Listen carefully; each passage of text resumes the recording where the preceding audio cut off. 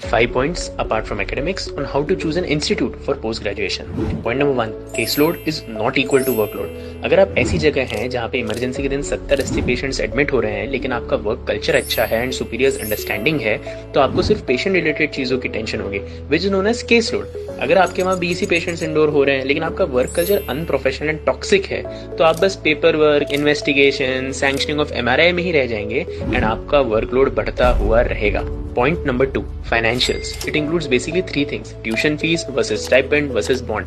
बहुत सारे deemed universities हैं जहाँ पे फीस बहुत हाई है, approximately 7 figures, and stipend comparatively low है. मिडिल क्लास बैकग्राउंड से आते हुए आप बिल्कुल अपने mid-20s में चाहते हो कि आप फाइनेंशियली इंडिपेंडेंट हो, please talk to your parents before taking admission at any such place.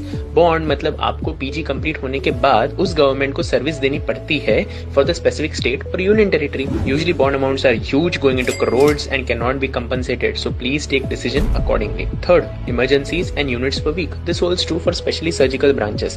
अगर आपके यूनिट ज्यादा हैं तो ऑब्वियसली आपकी इमरजेंसी ड्यूटी पर वीक कम रहेगी, लेकिन एक बहुत फाइन बैलेंस मेंटेन होता है जब आप सीनियर बनते हैं. अगर आपकी यूनिट ज्यादा है तो obviously number of elective OTs जो आपको मिलेंगे आप सीनियर बनने पे वो थोड़े कंपैरेटिवली कम होंगे. Hence, try to maintain a fine balance between emergency cases versus elective cases in that specific institution.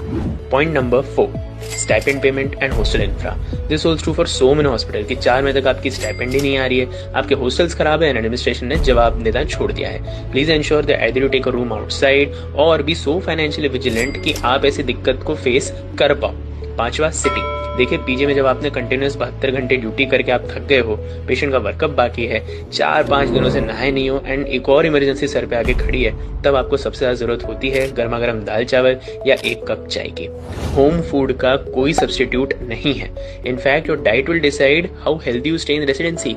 Facing problems such as leg related cellulitis, hygiene issues, ये बहुत कॉमन है रेसिडेंसी में.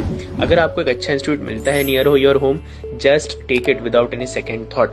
Apart from that, a metro city will offer advantages of various food options and also better connectivity to your hometown. What other points do you think are important for selecting a PG institute? Please let me know in the comments below.